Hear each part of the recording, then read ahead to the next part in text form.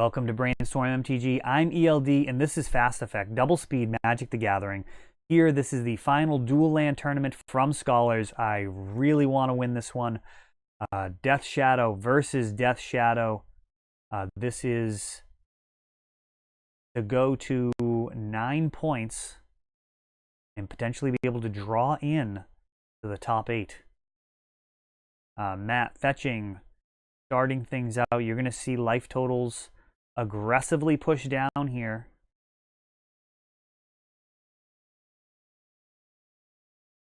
Onder for Matt.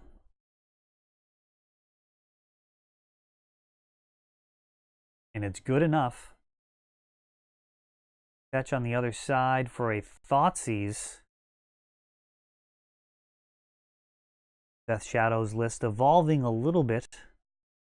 In response to the success, Grixis Control has become a thing. Some people are moving him to Taurox into the main deck, but overall the archetype is in really good position.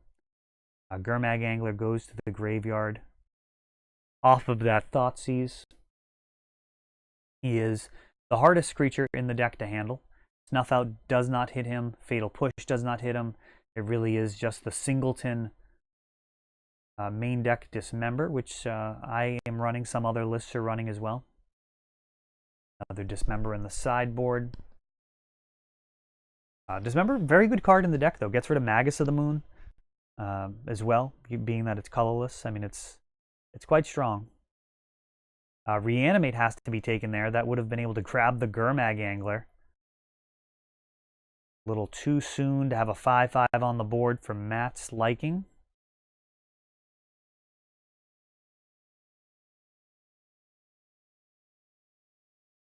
And Death Shadow comes in as a 1/1. Will not stay that little for long. Matt still has a ton of life here. Brainstorm with Fetch Land. Gonna optimize his hand. Shuffle away the unwanted cards. And we'll see if he keeps pushing his own life total down. He may pump the brakes a little bit, given that I've got a Death Shadow on my side. It is dangerous to go down into your own Death Shadow territory unless you actually have one. You're just going to be digging for answers. You may just need to give yourself as much time as possible to find it. And there's a Thoughtseize. We see Fatal Push, Force of Will, and it looks like Brainstorm along with Wasteland.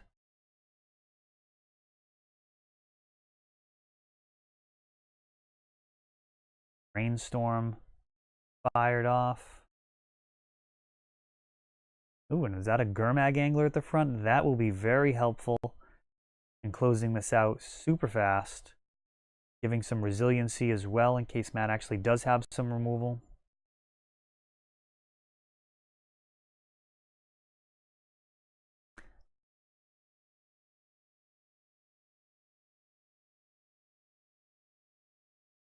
Looks like contemplating the attack or the pre-combat guy. And he turns sideways. There's the Gurmag. So this represents a 1-turn clock. Matt has to answer this or perish. Bringing on game number 2. We go. Draw. Can he answer one or both? His own Death Shadow would be slightly bigger here. Be able to fetch. Even widen the gap. Wasn't for that Gurmag Angler. So basically, it gets a little complicated. The combat math in Death Shadow, very fun. Cycling Street Wraith. Maybe a pair of Death Shadows would help here. A Delver, that looks an awful lot like a chump blocker from where I'm sitting.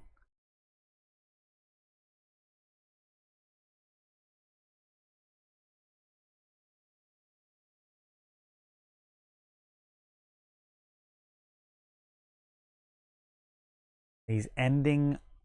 I mean, this really does create a bunch of endgame scenarios where you have to really be careful. Fatal Push may have just blown out all of the options here. Just going to swing, and that'll do it.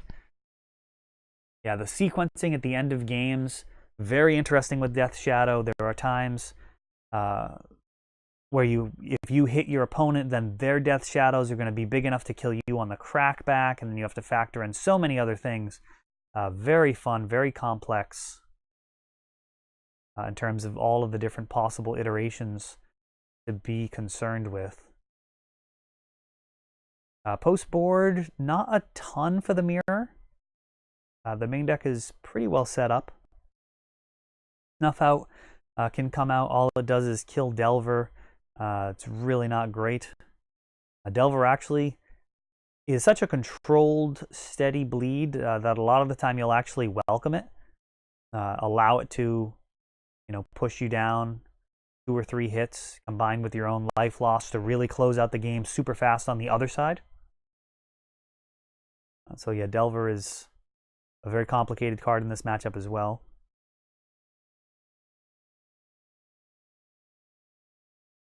Liliana, the Last Hope. Again, can kill Delver of Secrets before he flips, can wreak havoc on the combat math, and I guess more importantly, it can be really grindy, returning either countered or killed threats in a kind of productive capacity. Your ultimate, not likely to come online here, but sometimes this matchup, even though both decks are really tempo decks that are oriented towards closing the game out quickly, sometimes it turns into a train wreck where both players are just at a standstill, Gurmag staring at Gurmags, and just an absolute stalemate on board. And in those games, the Liliana can be very good, either breaking through the combat or just returning those threats. Delver of Secrets comes down and actually gets forced. Daze back, and he sticks, so that is trading Force of Will for Daze here early, off to a pretty dicey start. Delver flipping. Everything coming up Millhouse here for Matt. Ponder.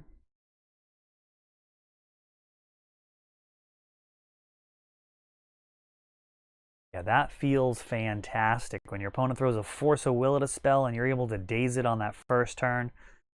That is a sweet, sweet legacy play. Those who have not experienced it, I highly recommend it. Here comes Delver. I'm sorry, Death Shadow. And at this point, he's going to be a 2/2. Daze. Matt getting a little taste of his own medicine there. He is tapped out. And a 2/2 Death Shadow just got bigger.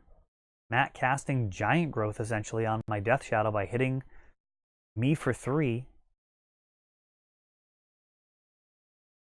So my guy's a 5/5 here.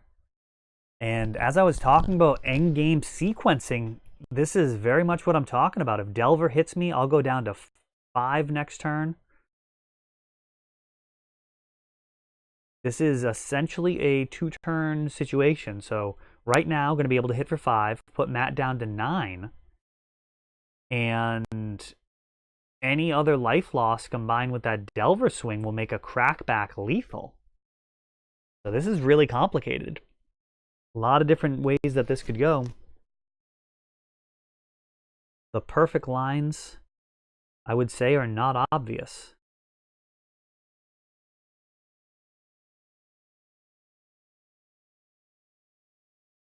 Watery Grave. Dismember. So gonna try and hit for 12 here. Daze, paying the 1. Another Daze. Daze back. So Dismember leaves Matt, his entire board obliterated here. No permanence. no lands. Can he play an Underground Sea and a blocker? Fatal Push happens, and it gets rid of the Death Shadow.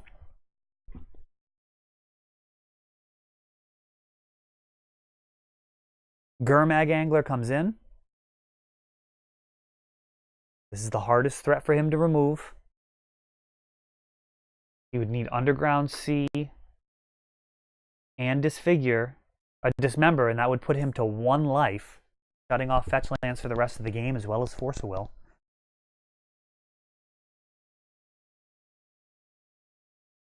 Gurmag, a tremendous card in this situation. Dazes did a ton of work back and forth. This match had it all. Firefights, drama, and a handshake at the end. And hopefully being able to draw in to this top 8 of the final Dual Land Open. That's all for this one. If you enjoyed the video, please help grow the channel by subscribing. You'll be notified when we upload new videos like Fast Effect, Double Speed Magic with commentary, or Untapped, our raw tournament gameplay. Thanks for watching.